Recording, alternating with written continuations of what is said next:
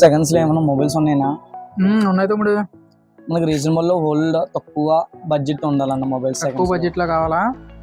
మన దగ్గర అయితే స్టార్టింగ్ 7,000 నుంచి అయితే ఉన్నాయి.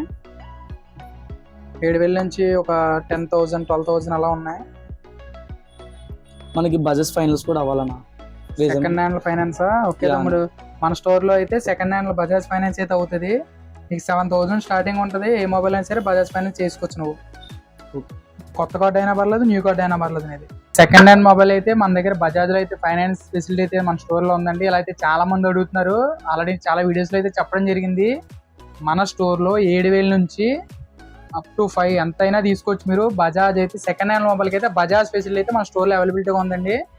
మరి వెయిట్ చేయకండి. సెకండ్ హ్యాండ్లో అయితే మంచి మంచి ఆఫర్స్, మంచి మంచి డీల్స్ సెకండ్ హ్యాండ్లో కూడా ఉన్నాయి మన స్టోర్లోనే.